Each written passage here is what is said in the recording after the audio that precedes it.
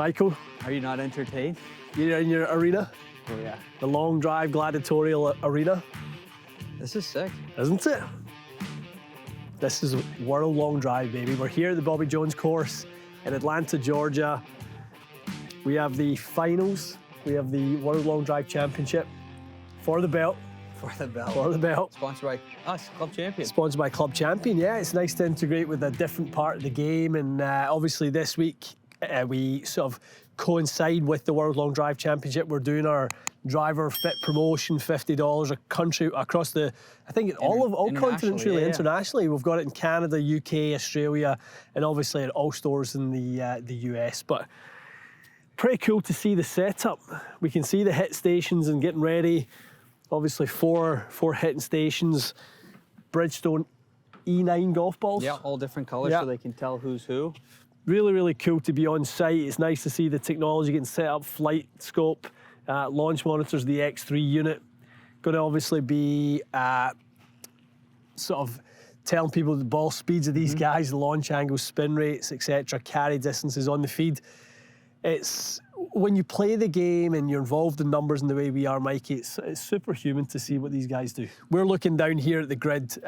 You know, we've got sort of down here and flat cam now. It was kind of a little bit off the left with the wind earlier, and it runs out at 450. Yeah. So to think that 450 is a strong par 4. On any golf course, if you get on a hole that's a par 4 that's at 450, where you're thinking you need 2 of your best to get there. Totally. Some courses that's almost a par 5. Yeah, 100%. So amazing to think not only are these guys and gals doing that in one shot, they're doing it with accuracy. Yeah, this is going to be a pretty special event. I'll tell you, looking down here, the grid is not that wide. It's not that wide. It really isn't. I mean, you're going to have to know your shapes. Looking at it, Mikey, obviously, there's a bit of slope from left to right. Yeah. So, I mean, if you play that shape, if you cut it with the drive, you can hit something that's, I would say, kind of a mid-launch, low spin cut, and you can catch that left side. You might be good for another 10 yards of run. Yeah. These guys are pretty impressive. I'm too slow. This is... Oh, we knew that. Yeah, we knew that, but this made me think I need to step up my game. You did. You do. I do. Some big balls being hit this morning. Obviously, cooler time of year here in the fall in Georgia. The autumn for our fans in the UK.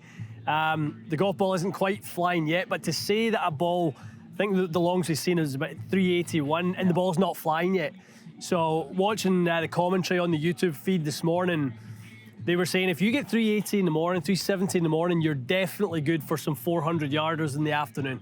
Wow. So when the grid firms up a little bit, we're kind of looking out onto the grid, and as the heat and the moisture comes out the ground, Mikey, we're going to see some roll out there. Yeah, it was crazy. The biggest thing for us was when we were standing kind of looking downrange, the sun was probably its full height, but it was still kind of hard to see. It's just the peak height is... They hit it so high. Yeah, it's probably, I mean, we talk about, on the PGA Tour, right, the guys, whatever their club head speed is with their driver, their peak height will normally match it. So the 110 guys will be about that 110, give or take a few feet. We're seeing these guys hit it at 150 to 170 feet. Yeah. So, like, we're looking out for the ball on its peak height. Look up, look higher. We're kind of standing there and we're analysing ball flights, and lots of draws out there this morning. Lots of draws. Trying to kind of get it working on the grid a little bit, maybe take advantage. Since the air isn't maybe conducive to flying it all the way, they're trying to get a little bit out the ground. So it'll be interesting as the wind starts to pick up, which it will, and the place dries out, whether they try and take advantage of the sloped grid. It is a little bit higher on the left side, so the left-handed fader, or sorry, left-handed draws, the right-handed faders, should actually be able to take advantage of that. Yeah, that's a good point. The biggest thing for me is watching these guys as they wind up. You took a video of it earlier. It's crazy. And the guy's starting his backswing with his left foot. The club's still on the ground. The club's still on the ground. And he's pushing off the ground. And you see that offloading of the weight. It's wild to see, and the downswing actually from a ground force perspective is actually started when the club is at kind of waist parallel on the backswing. My left foot hasn't left the ground in 28 years. I don't think it ever has. Still in Canada. So, yeah, I mean, we're going to get into that. We can't wait to interview some of the competitors, start asking them these questions, because ultimately we want to give you guys some info as to how do the world's best at this discipline do it. Everyone needs to hit it longer. We know the benefits from a strokes gain perspective on that. We want to arm you guys with some really good nuggets of advice from the world's longest guys and gals, and we're hoping to get that this afternoon. Definitely excited. Awesome. All right, stay tuned. Yeah, so we're going up the players' entrance. So if we just pan round, we're obviously warm-up areas over there. So you see the guys really building up their speed. Their warm-up sets are over there. Pretty simple, just into the net. They don't really want to see the ball flight yet. They want to just try and get a feel for, obviously, their timing, their rhythm, contact. Such a crucial part. Where they strike it in the head is so crucial to obviously maximizing ball speed, getting the right launch conditions. Then, obviously, heart rate's up a little bit. They're going to kind of have a little self-talk. Up they come, up the stairs. Probably a little bounce in the step. And then they come on the stage. So we've got some really interesting sort of little nuggets, right? So you've got this T-piece that is literally raised off the ground a little bit. So we're the guys, because obviously they use such a long tee, but as we know, when the ball is above your feet, it changes the lie angle of the driver. So it's already a long driver, so the lie angle is more toe up. You're going to see drivers obviously in and around this area. And then when the guys tee up in there, we're going to see that lie angle really sitting up. So I think maybe there's a little bit of a reason why we're seeing so many right to left golf balls. So we are seeing some of maybe the veterans, some of the more experienced guys teeing it in and around the back of it, where the driver can actually sit nice and flat, and then they're not being offset by the slightly raised, maybe 3/4 of an inch of the little platform here. But yeah, it's pretty cool to see it. I would say this would be pretty perfect conditions if you're one of the faster guys right now. It's pretty calm, it's pretty warm, and the scene is set for some really, really big balls. Kyle Berkshire's actually up in the next group, so can't wait to see him hit. All right, guys, we're joined by Mr. Kyle Berkshire. Good to see you. Good to see you too, man. Kyle's just finished his first round. How much of it out there is somewhat of a mental challenge of there's pressure, there's some elements, you've got your equipment and it's almost there, but maybe it's not quite exactly where you want it? Because we could see there was some that were turning and some that were dead straight, but you were kind of playing for them to turn a little bit and they weren't. It's got to be a little bit mental as well up there. It is. The big thing for me, as my career's progressed, the great thing about early in my career was my skills were close to where they were now. Right. But I had none of the attention. Yeah. Like you guys wouldn't be seeking me out in 2017 or 18. Yeah. It's a great thing to have the attention and the eyes on you. Yeah. But it does bring with it a set of pressure, and it's external. Yeah. But make no bones about it. You have to make a decision to manage it in between your ears and control your emotions. And the biggest thing about this sport is you should never go into this tournament it's not a matter of if you're in a position where you start to feel like you're panicking. Right. It's a matter of when. And the way you win these tournaments and go deep is you accept and embrace that panicky feeling and just make a good swing anyway. That's literally how you have to do it. Love that. Because in my opinion, I played a lot of sports in my career, in my life. I've never played a sport where panic is as part of the sport as long drive. Yeah. Because you think about golf, is it happens slower. Yeah. So you have time to settle yourself in between shots. But if you're in a big time set where your tournament life's on the line and the first 3 balls go out of bounds, you got probably a minute and 20 seconds left to figure stuff out. Yeah, to try and process stuff. Compressed time and extreme stress is the recipe for panic. And I don't try to avoid the panic, I embrace the panic and try to use it to make good swings. I try to just embrace it, accept it, and just whirl with it. Because if you try to fight it, it's just gonna make it worse. And I've learned that lesson a lot of times in my career where if you try to fight that panic, it just doesn't work out well. You gotta just let it ride.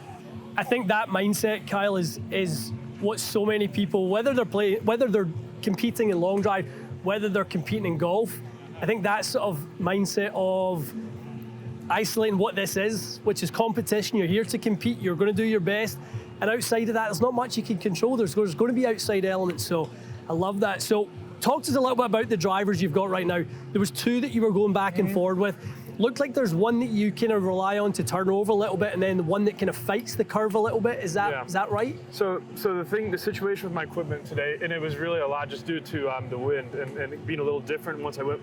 So like the wind, we had it pinned down as going this way, but what actually happened was the wind started shifting a little bit.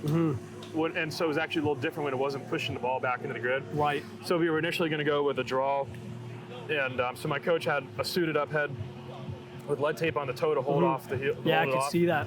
And then we also had one without the lead tape, but some weight on the toe to be a little bit less of a draw club. Right. I mean, actually to be a little bit more of a draw club. Yeah, yeah. And so the first set, what happened was we decided to hit the one without the lead tape to see what would happen. And the first two were huge balls. Yeah, they were left. massive. Had I hit them with the one with the lead tape, they probably would have been 390 plus at the left center. Definitely. But because it didn't have the lead tape, the toe probably shut another degree. They went left, and then so I switched to the other one, and I think the fact that that club's going to go a little further right, combined with my subconscious intention to also try to adjust further, I made a double adjustment where I adjusted my stance and my swing and my driver, which caused me to miss it right. And then once you miss that one right, now you've missed 2 left, 1 right.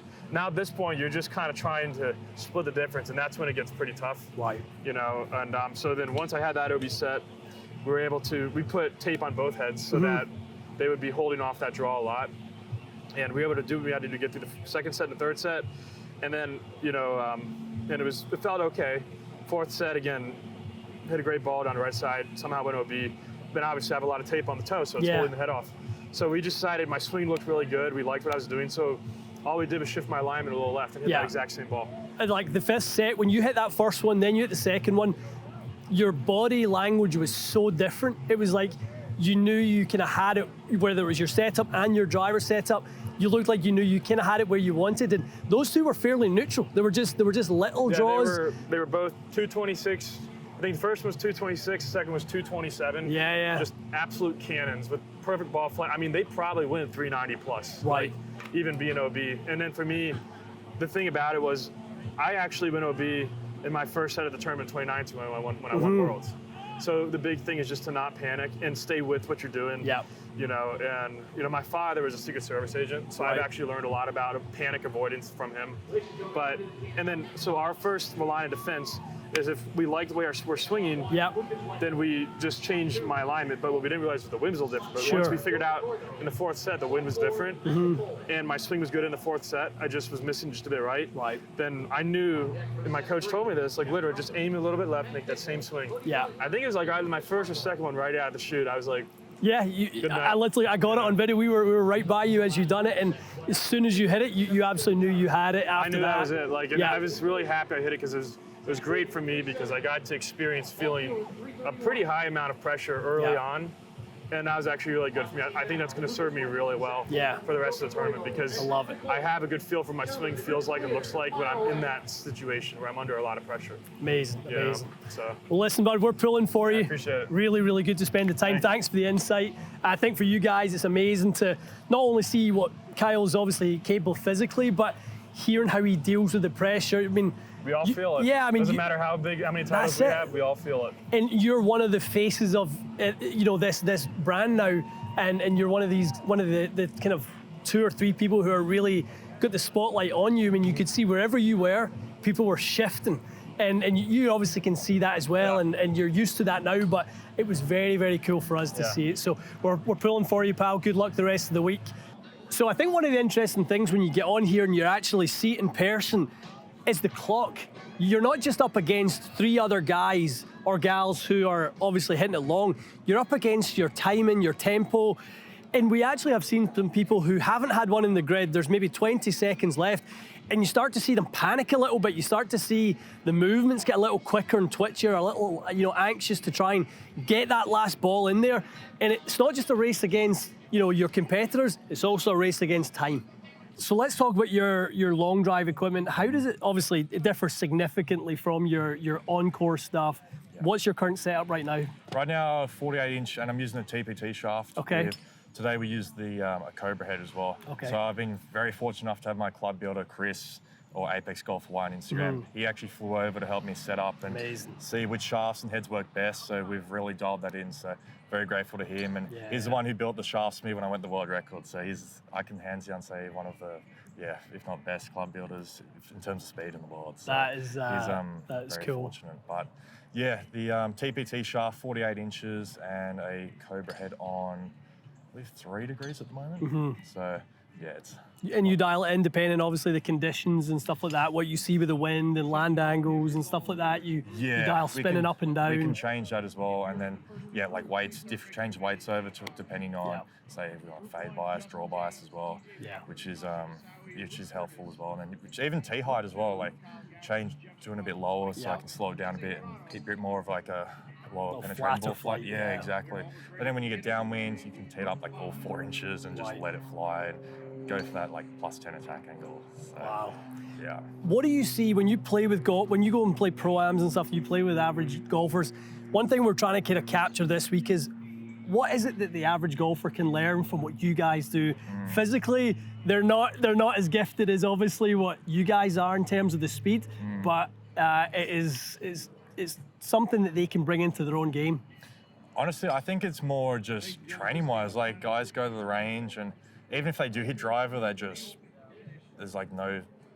just one speed really. Yeah. Like they're just trying to hit it down the fairway, which is good. Like that's obviously a control point. Yeah. But then adding say 20 balls max speed, just going max intensity like into 100%. A net even. Yeah. Not worrying about where it goes, just max intensity, build that club speed up, and then eventually over time your stock speeds will be higher. Right. That's when you can really dial in down the fairway, and then just I would say a mental block as well. A lot of people say, can't hit my driver slicing. Yeah, I'm going to hit it all over the place. That's not golf. Exactly. It's golf. golf. It gets stuck in the head, and they veer away from like hit 3 woods and that. It's like just go get a lesson, get fit for a club. Absolutely, get fitted. Exactly. For sure.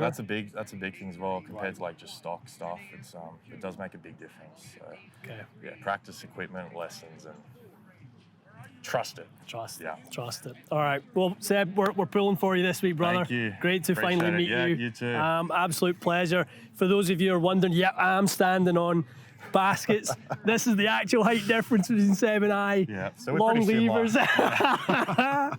Guys, this is awesome. We are absolutely loving being down here today.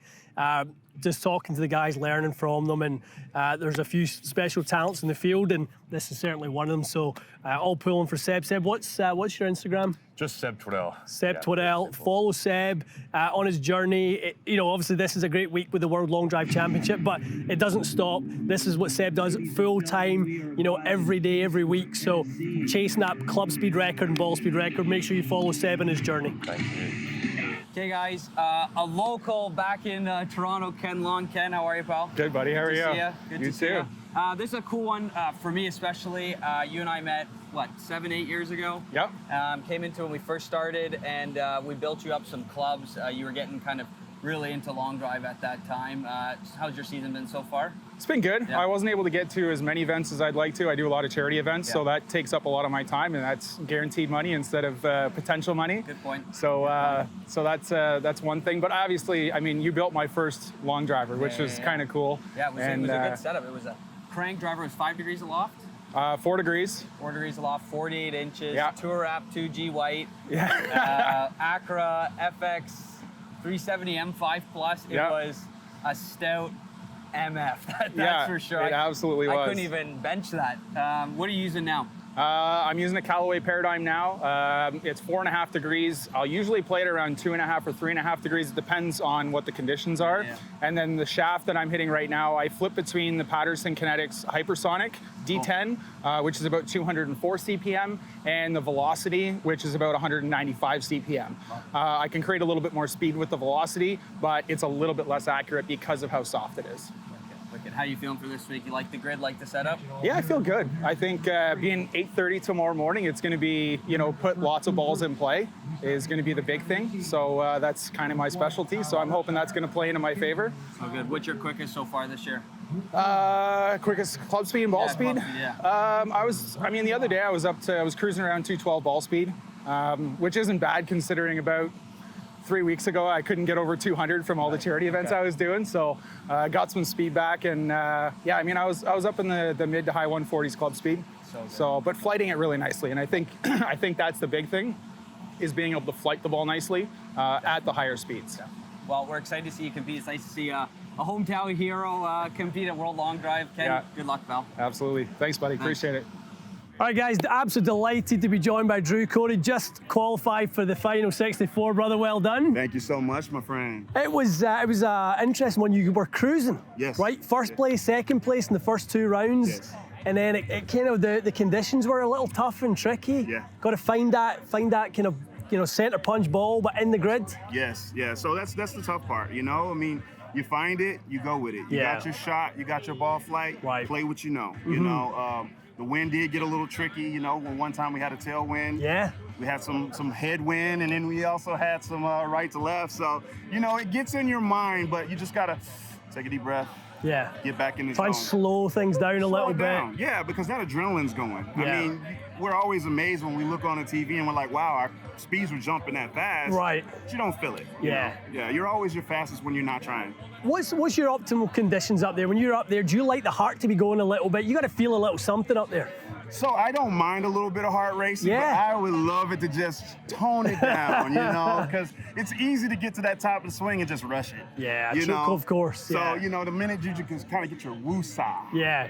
and then once you get that moment, then you're good. It's got to be that controlled aggression. Absolutely, absolutely. You've got the gamer sticks over there. Yeah, man. What did you rely on out there? I saw you playing the LA Golf Absolutely. shaft. That was your gamer? This is the gamer here today. Okay. I love it. We're mixed with an Aerojet. You know, we're playing it at 4 degrees right now. Right. We've got our LA shaft, you Yeah. know, high, 40 reg Yes. in the A series. Absolutely. So, you know, my thought process was this time I didn't want to go as lady flex. Right. You know, seems a little erratic. So, you know, in times past, it's just like, you got to hit the grid. Right. And, you know, you can swing fast all day, but if you can't hit Sure. the grid. So, I chose to go this route. Still give me a little bit, but at the same time, you know, keep me a little bit more focused and tempo-wise. It doesn't seem like the guys this week are going for all-out max distance. No. This is a game of get some in the grid, That's right. free yourself up to hit a few, and then turn it up when you need to turn it up. That's right. I mean, it's insanity, right? Do the same thing over and over again, expecting a different outcome. We got to switch them up. Absolutely.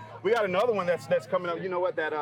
This one here, yeah. All right, from our boys at this Accra. one, yeah, the Accra shaft. I'm so in love with it. It just wasn't the stick for me today. Okay. But I mean, plays really good in the wind, an extra stiff, very light shaft. Can you flight it a little bit? Oh, love it, love it. You know, if I would have thought in hindsight and it was really hitting today on the range, Yeah. I might have played that. Right. I might have played that. Yeah. Love it. So what's the mindset for tomorrow? Mindset tomorrow, just fresh slate. Yeah. These guys are top of we're all tops. Right. You know, but you're gonna face some stiff competition. The head is the big part. Right. You know, scarf. And first off, represent these guys Attaboy. with the best of You're- integrity. you're ours. You You're our know, boy. That's right. So just come out here, have a good time, man. Yeah. Absolutely. It's amazing. I really hope people get behind it because being here for a couple of days, seeing you guys, and honestly, the camaraderie between the competitors, Oh, yeah. you all pull for each other. 100%. There's no kind of, you know, people pulling against someone's results. You all want each other. You're a brotherhood. That's right. You know, it's cool You to can't see. wish for the next man's failure. You just got to bring your best. Yeah. You know, Love it, that's love what it. it's all about. Well, listen, it's been awesome getting to spend some time with you, my man. It really has. It's been Always. amazing. Yes, yes. Please follow Drew on his social media platforms. We'll be covering them all weekend. Yes. It's going to be amazing. Bring it. Cody Golf at Instagram. Attaboy. There we go. Check me out on there on Instagram. Drew Cody Golf. Bring it on Yes. home. All right, guys, absolutely delighted to be joined by the champ. Martin, good to see you, pal. Thanks for having me. You know, So it's awesome. you've just qualified, right? Yeah. First player to get 1,000 points through the set, 5 wins. We're just getting familiar with the points format and the way this goes. You looked like you were on cruise control. You Yeah. didn't look too nervous Yeah. there. Yeah, well, I mean, I'm always nervous. Yeah. I mean, not all the time, but my first set is always kind of nervous. But you got to get used to it and just use the adrenaline. 100%. Right? That's what it's about. I mean, most people in golf on their first tee shot, they're probably a bit nervous, Mm-hmm. right? So then you just got to stick to your swing thoughts, to the setup and everything. But I see it. I mean, because I do it so often, I just try to find a way to enjoy it. Let's put it that way. Yeah, live with those feelings, those nerves, and use it to lift your performance. Exactly. Let's talk about your driver, Yeah. because I was asking you, so who builds your stuff? And you're like, me. Yeah, I do myself. This guy. Yeah, everything. Like from like the grip, which is pretty much the easiest part, up to the adapter, the glue, everything. So I use a specific glue. I go with the 3MD P810. That's my my favorite glue because it dries quickly and I have a feeling it torques a little bit better. Right. Because The reason is when we swing so fast and we have off-center strikes, it happens, right? Because we hit 6 balls and there's gonna be misses, especially with toe hits. I have a feeling it holds up better with like these high torque shots. Has a higher yield to the torque. I think so. And because I've never broken one of these glues. I've broken a lot of shafts with different glues, but this one never broke. And well, then obviously the head is all dialed in with like a stock loft. Mine is, I think on this one is 4.2, then it's down to 2.2. I do not use a weight, so I just try to go as light as I can. So the stock weight of this is 182 grams. Right. And that's also always different, right? Depending on what you get, because the tolerances are like, I would say 4 or 5 grams roughly. And 182 is pretty low. Yeah. And then the shaft, I mean, you've probably seen it a few times. Sure. It's fairly soft. Yeah. Right? Most people don't believe. It's as soft as that, from back in the days, right, when everybody swung Triple like 5X. X, absolutely. It's crazy. But it's not only helping with speed, I believe it's also helping with effortlessness.